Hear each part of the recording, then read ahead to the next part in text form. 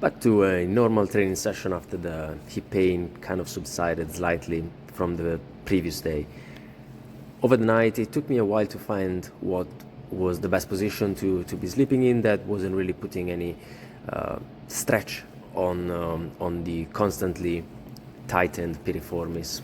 But during the day, even though the weather wasn't great and it was raining still, it was still cold, it wasn't as bad. And in the evening, I wasn't getting this constant feeling of tightness and pain while trying to move my legs. So I thought that I would get a normal session in. And in the past, while still dealing with this piriformis inflammation, I never really felt like it was negatively affecting the way that I was training.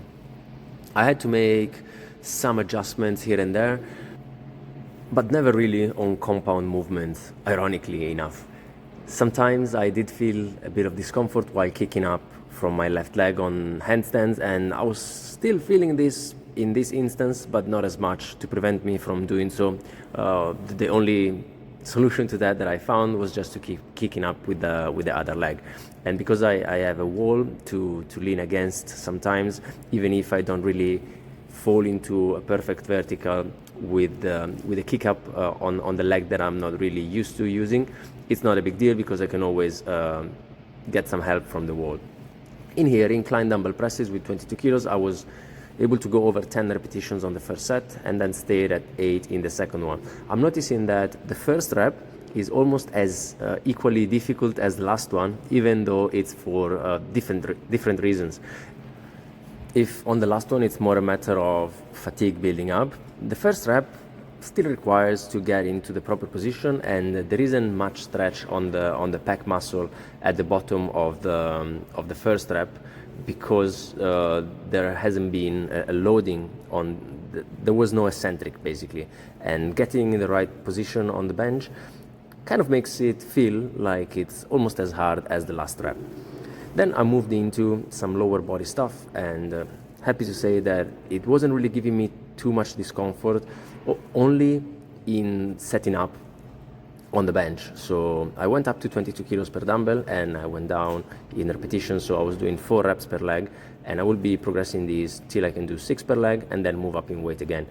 So in here, the discomfort was mainly getting into this kneeling position with one leg bent behind me. So it's the relative hip flexion and also low lumbar flexion that is triggering the pain, because I believe that in that position there is more of a stretch placed on the piriformis, because it originates from the end of the spine and it attaches onto the femur, onto the thigh bone. So when my leg is raised, when there is some hip flexion, then that head of the femur is going away from the attachment in the hip socket, and at the same time, if the lower back, the lumbar spine is also flexing, there is a relative distancing of those 2 points. So this is what causes the lengthening, the stretching mainly. And because the piriformis seems to be very much alike the rotator cuff muscle,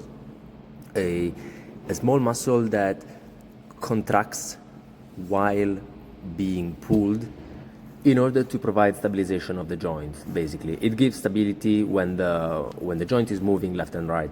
And what I've noticed also in terms of similarities with the rotator cuff muscles that I did strain in the year past is that no matter how much I do that does well to the muscle itself, if during the day-to-day life, I do stuff that pisses it off, it just sets me back. So I'll have to figure out what to do to avoid that.